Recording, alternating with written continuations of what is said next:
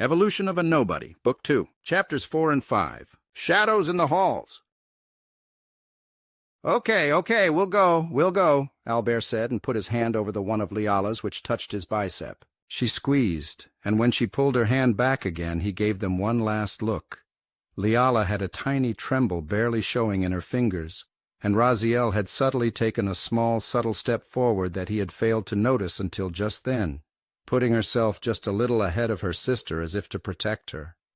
He gave them both a reassuring smile. Forget what I said.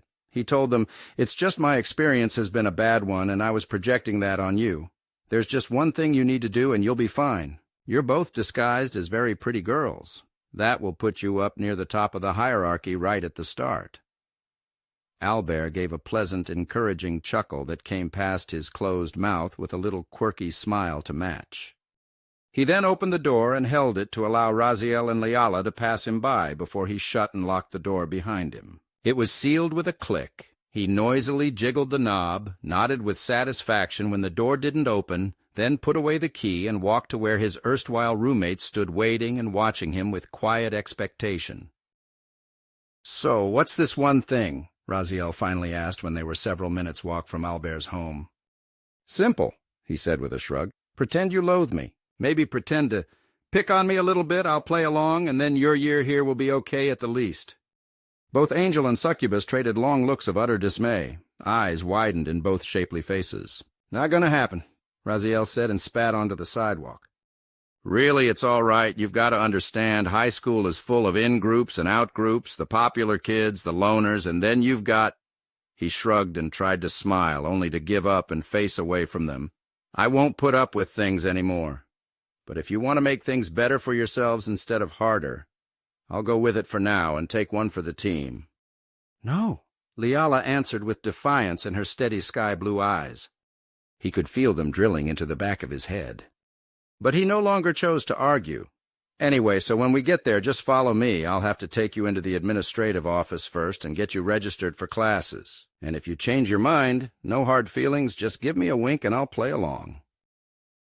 Neither Liala nor Raziel said a word. And close as they were, when Liala caught sight of her sister, even Liala could not read what was written across the face of the succubus. But for her part, she had only one thought. "That's the saddest thing I've ever heard." Her heart tore in two, but she kept her face absolutely neutral lest he turn around to speak to them, and instead moved on in subject. "Will it be difficult to get started?" she asked with faux cheer in her voice. "No, not really. We've got a decent cover story. But we might have to fake some paperwork later.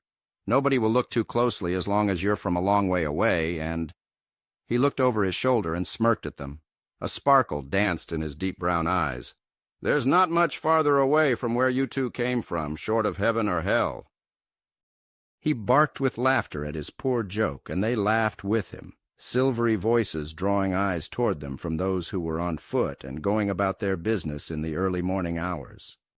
When he realized he was being watched, Albert lost his step for a moment, nearly tripping over his own 2 feet and stumbling toward the pale concrete of the sidewalk. The beginnings of mocking guffaws from other boys heading in the same directions themselves began, and before he could stumble halfway over, Albert's sense of utter shame burned like the surface of the sun. Sweat sprang to his skin. "How long till I stink like I haven't showered?" Shame atop shame promised a spiral of disgust for himself and his guts that might have gone on to the very doors of the school, except for one curious thing that stopped it all cold. "Watch yourself!" 2 voices rose up at his back, and faster than he believed possible, firm holds took him. A hand from each grabbed his shoulders and drew him upright again and drew themselves closer so that they were obviously with him. The eyes that were locked on Albert's pending humiliation turned instead to reappraise the illusion-clad Liala and Raziel, as teenage boys were prone to doing. "Were you planning on running off ahead of us?"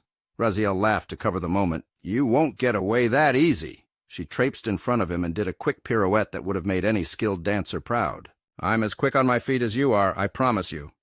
Catching her drift, Albert injected, "Yeah, sure you are, sure you are. We'll have to race again sometime and see how you hold up." The moment was gone. The rush of heat to his skin and his fears of the things that lay ahead all vanished like they'd never happened, and with that they walked along in amiable quiet for the last few minutes of the journey to school. The morning was a comfortable one, if trending toward autumn. A light breeze blew and ran through Albert's sandy hair to caress his scalp. The brief heat he felt before was lightly blown away, and when they reached the open gate between the stone walls that secured the school, he stopped and turned around. Albert forgot at that moment what he was going to say. The breeze caught the golden strands of Leala and the inky dark strands of Raziel, and carried them past their bodies to dance wild and free. Raziel's horns, her red eyes, her crimson skin and sharp claws, the wings of both women all gone, and it was only in that moment that he realized, my God, they're beautiful. Everything about them seemed so different. Raziel struck what could only be called a power stance, with her hands on her hips and a smirk on her face, feet shoulder-width apart, while her sister Leala stood with quiet reserve, her eyes casting about and taking everything in. Whereas Raziel was focused and intent, her sister was broad in her attention-giving. I wonder if that made them more compatible for magic use. The thought came and went as he was absorbed in his fresh look at them in their disguised state. "It's not real, they're not humans, this is only an illusion," he reminded himself and said, "Here we are." He turned to one side to avoid obscuring their view and gestured to his school. "Checkfeld High, my school, and—" He glanced around. The grounds were empty. The others had all gone in. "My private hell." Raziel gave it a long look. "It looks more like a fortress than a school. A guard at the front door, and thanks to video games, I know that's a gun he's got there. Big stone walls, a lockable gate, everything made of red brick. A lot nicer than where we used to learn, at least to look at," she thought, and followed Albert to the entrance. The guard at the gate was the definition of not much to look at. A potbelly, a smug look on his fatty face, his blue uniform and gold-colored badge made him look like a caricature of the police officer he wasn't. Raziel read the name, Scott Tepperson. Albert walked past the guard without a word, holding the door open to allow Raziel and Leala to pass by. "That's unlike you," Leala said, leaning close to Albert to speak after the door was allowed to slam shut behind them. "A lot of things are unlike me," Albert said. He could feel eyes staring at the back of his head. He jerked his thumb over his shoulder toward the guard they left behind. "I used to say hi to him. I said it every day. He even said it back. Most people ignored him, but I didn't like being ignored, so I tried to be nice. Then a few months ago he just stood by while I got pushed around. Why should I bother keeping up appearances? I won't. Not anymore," Albert insisted. Then clearing his throat, he said, "This way." Albert pointed toward a single tan wooden door in a dark walnut-colored metal frame. A small rectangular window was above the doorknob, allowing people inside to see out and outside to see in. He opened the door, again allowing Raziel and Leala to pass through ahead of him.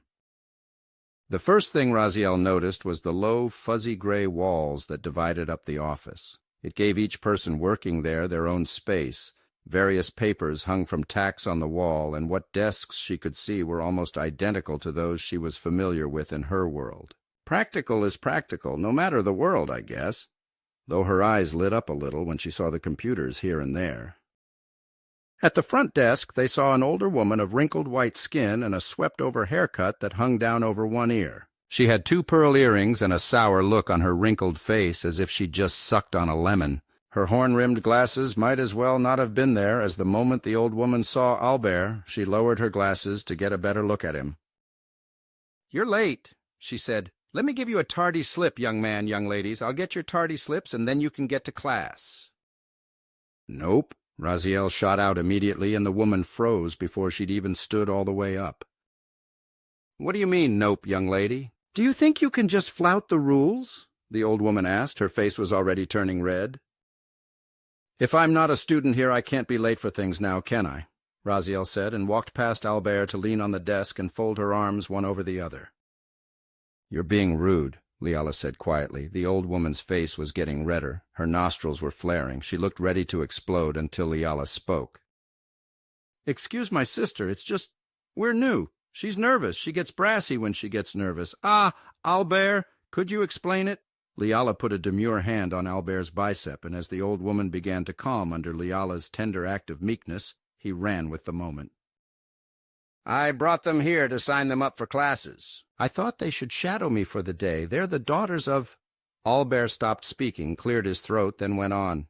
"One of my mother's friends. They ran into a bad spot, so we're letting them stay with us for a while. At least for a semester or two." I see," the old woman muttered. "Do they—" The old woman cut off her own question and fixed Albert with a lingering look of disapproval. He hung his head. "Yeah, they know, but it still beats homelessness. Look, can you just get them registered?" "Fine. Fill these out and we'll need the documents provided to us by the end of the week or we'll have to call social services." The old woman pointed out, and taking 2 brown clipboards from a drawer at her desk, she held them out to each of the 2 girls. Albert stepped back from the desk and sat on one of the cheap fabric-covered office chairs laid out for visitors. It was old and not particularly comfortable, and his eyes kept watching the old white round clock on the wall. Raziel and Liala scribbled steadily on the papers, then handed them over within a fraction of a second of one another. "Your penmanship is awful." The old woman said reprovingly to both of them, "You should both work on it. All important things happen on paper." The old woman then set the clipboards down and began to type out the information to register them both. Raziel, however, could not resist. "I can see how important it is, and of course I will accept your advice for all it's worth." She wore a sweet smile on her face that the old woman completely misunderstood. "Ah, so you can be polite. Keep up that habit. Isadora," the old woman said as if she were praising a puppy that performed a trick. "I promise I will," Raziel said with a broader smile. Behind her, Albert covered his mouth with his hand to stifle a laugh. The woman beamed a bit brighter, and Liala moved to stand in the way of Albert so the woman wouldn't notice his struggle to not laugh. "All right, Isadora Blackworth, Isabella Blackworth, you are both now students here. You can shadow Albert Lamarck for the day and learn how things are here. I'm sure back in—" she lifted up the clipboard— "California, you had a way of doing things. But here we've got our own ways." Liala caught sight of the woman's name on her name tag. "Of course, Miss Karen."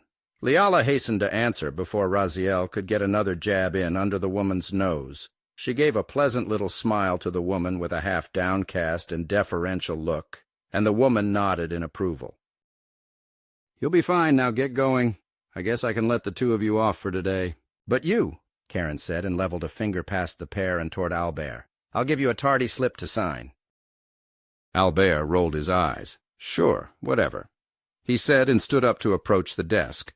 The woman scribbled out her reprimand and slid it across the desk for Albert to take. He shoved it in his pocket and headed for the door.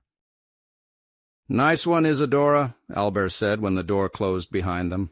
His blank face was replaced by a budding, sly little smile. "I wish I had wit like that." Raziel folded her hands behind her head and straightened her back, tilted her head up and preened a little.